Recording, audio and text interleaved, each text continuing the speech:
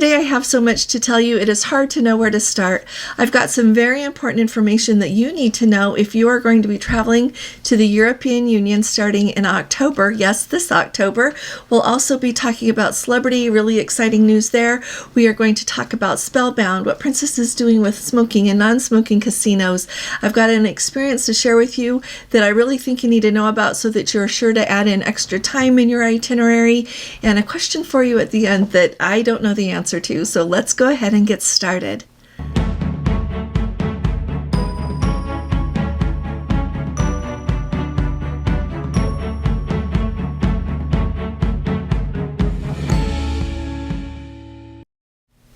Hi there, this is Allison with Let's Go Travel Tips. Today is Wednesday. It is September 24th of 2025. And as always, if you have not subscribed to our channel yet, will you please go ahead and subscribe today? And if you appreciate my updates, please give this video a thumbs up. We talk about cruising 6 days a week around here, and when we go somewhere, we take you with us. Next week, we'll be taking you as we head off to Barcelona on the inaugural of the Star Princess. So that ship is sailing October 4th. And we want you to come along and share the adventure with us. So let's start at the very top, talking about what it is that you really need to know if you are going to be going to Europe starting October 12th of 2025. Now, for quite some time now, years actually, we have been hearing about the ETIAS, which some people liken to a visa. It's really a travel authorization, but it is a way to kind of track who is coming and going from the EU, and they can earn some money in the process. That, on their official website for the ETIAS, it says that it's going to come into effect in the last quarter of 2026, and it officially says no action is required from travelers at this point. The European Union will inform about the specific date for the start of ETIAS several months prior to its launch. And so we're going to keep our eye on that, but I don't expect to hear anything in 2025, and maybe not even in the first quarter of 2026. We'll see when they're actually able to launch this and when they give more information. So don't confuse what I'm going to tell you about now with that. Entirely different. So starting on October 12th, the European Union is going to launch what they are calling their entry-exit system, EES for short. And what they are going to be doing is, and sadly enough, on that date, they are just going to discontinue doing passport stamps. We're going to have to figure out what we're going to do about that. I don't expect to change what the European Union does, but I wonder if there's somewhere else we can get passport stamps. Anyway, starting on October 12th, when you land in the European Union in one of the Schengen countries, you have to go ahead and they're going to collect your biometric information. They're going to scan your face. They're going to take your fingerprint. Okay? I would say I'm not panicking about this because that information about you about me is in other places already. And I do love to travel, and I'm going to continue to travel. And so, and I do think it's going to make it a lot faster, though, in the long run to come and go from these countries because they are going to already have your information. So instead of standing in a long line and waiting while they look at you and your passport and all that stuff, they'll be scanning your face and checking your fingerprints. What do you need to do about this? You don't have to do anything about it. When you land starting on October 12th, that's when they're going to start doing this. And so, number one, plan extra time because I'm expecting that there are going to be longer lines due to this process.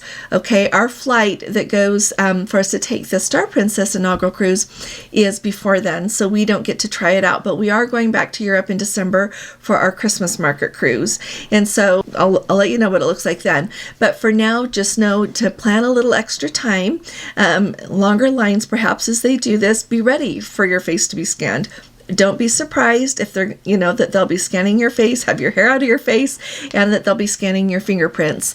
And just wanted to make sure you're aware of this so that when you land and this happens, you're not surprised. But that's the way they're doing it. And you might notice in the United States, if you travel a lot, that they take a facial scan as well.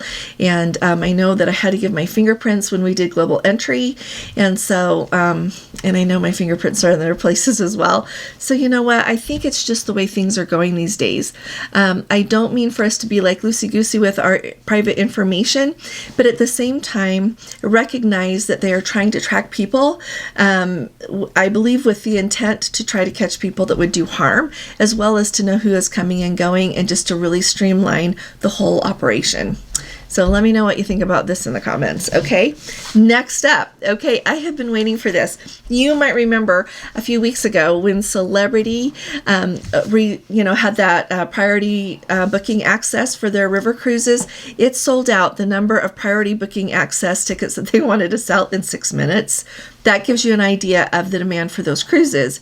Well, today on the 24th, Celebrity announced that tomorrow on the 25th, the additional itineraries, the additional spots, I should say, the people that got those got the priority booking, but there are still a lot of spots to be booked if you want to go on a river cruise in 2027 on Celebrity.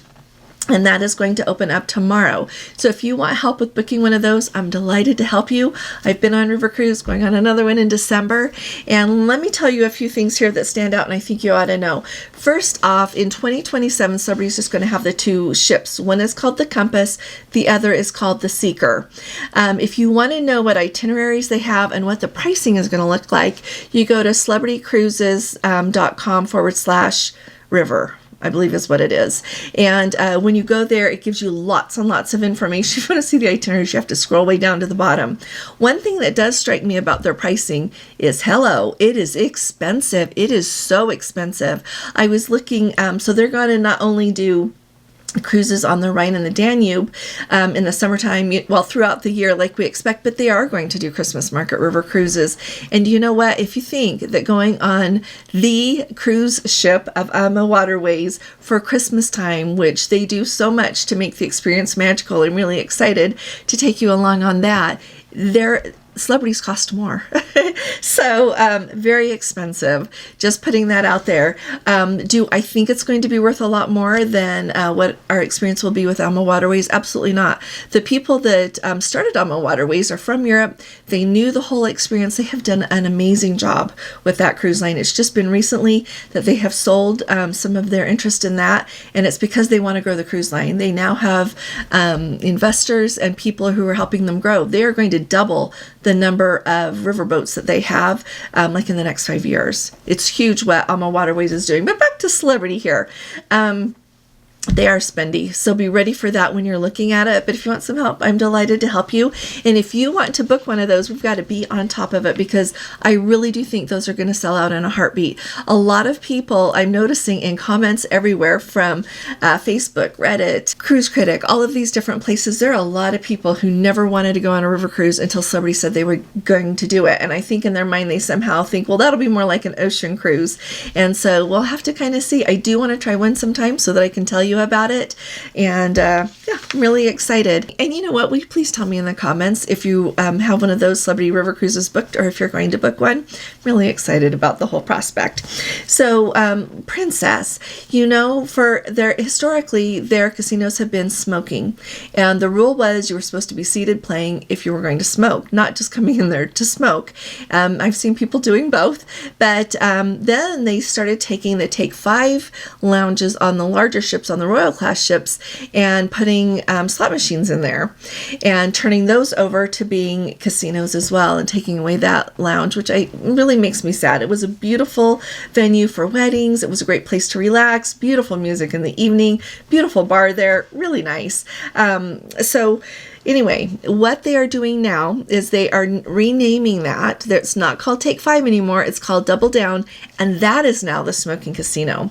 So Let's Go family member who is on the Enchanted reported to me, sent me a nice email about this. So like I said, Double Down, what used to be Take 5, is now a smoking casino. The larger casino is a non-smoking casino. How's that? Let me know what you think about that in the comments. And so we're going to keep an eye. Let me know what ship you're on and what you see as far as smoking and non-smoking goes.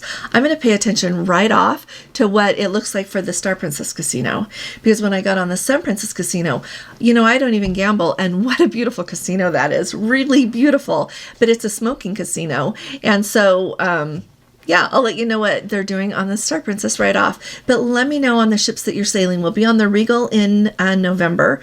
And so I can let you know about the Regal Princess then. But I'm sure there are a lot of you that will be on the Regal Princess before then. Do you think that's a step forward? Does it even matter? Tell me that in the comments.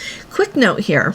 Spellbound. We know that they have made the change with Spellbound. Instead of $150 a person and including dinner, it's now $45 a person. I had a video announcing all of that when they made the big change. We had Spellbound booked on the Star Princess at the rate of $150 a person simply because I wanted to show it to you on my videos.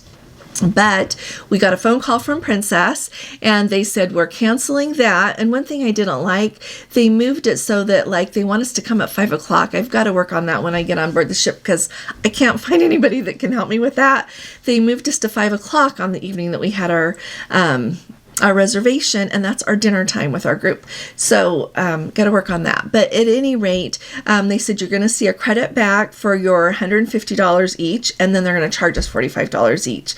So that's what they're doing with people that already had it booked at the higher rate. Now, I can't find it in the app. So if any of you can find it, would you please tell me in the comments or an email? Let us know where it's located. I have looked under Journey. I have looked under trying to book dining, which by the way, tomorrow I'm going to talk to you about the Star Princess dining and some things to keep in mind as you're trying to figure out how to manage things. But yeah, I cannot find Spellbound in the app anywhere. So if you know where it is, please let me know. I do know people that have called the Dine Line to book it. Okay. So even though you're not dining there anymore. Okay.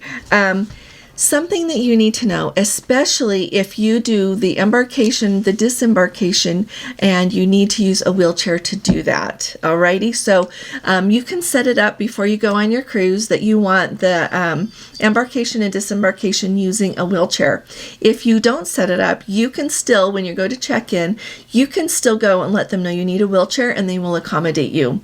Really important thing to note is that often they don't have near enough wheelchairs to accommodate all of the people who need them. One of our Let's Go family members let me know that they were disembarking. I think it was on the Discovery Princess in their email they said, and what happened is their family members that had to have the wheelchair to disembark ended up being like almost 3 hours late because they had 100 people that needed to have a wheelchair for disembarkation and they only had like 13 wheelchairs. And it's really interesting to me. Clearly, Princess can't have 100 wheelchairs on board their ships. That would be prohibitive, but also the port is supposed to have a lot of wheelchairs. And so I think it's hard to know really where to place the blame there. I think that they need to have enough, crew members to be able to handle people, but between Princess and the port, no way they can have 100 wheelchairs. But the important thing for you need to know is not necessarily to complain about it, but know that you are going to take longer to get off the ship. So don't book your flights close to the time that, you get into the port and you think you're going to disembark right away. If you need that wheelchair, book your flights later so that if you happen to be on a cruise where there are a lot of people needing the wheelchair, you still are okay. You're not panicking there. You can get off the ship in a relaxed manner, even if you're late, and get to the airport in plenty of time. Let me know what you're noticing. I am noticing, and these trends come and go, but I am noticing a lot more people flying that need a wheelchair, as well as for embarkation and disembarkation on cruise ships. I think it's great people are getting out there and going, so it's not a bad thing at all. We just have to know how to manage it. Okay. Finally, okay. Here's my question of the day, and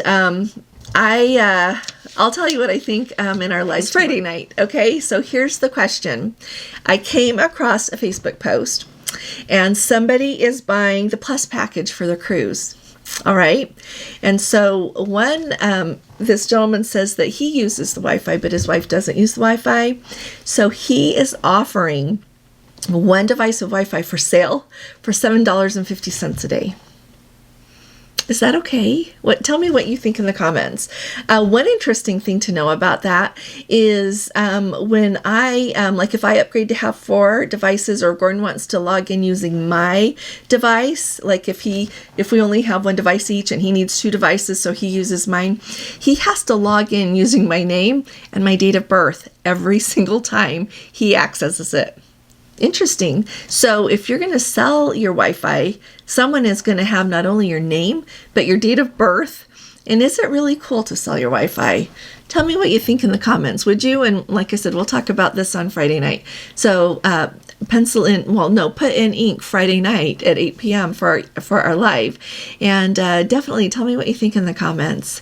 Thanks for joining me today. I'll be talking to you all again really soon. You all take really good care. God bless you. Love you. Bye-bye.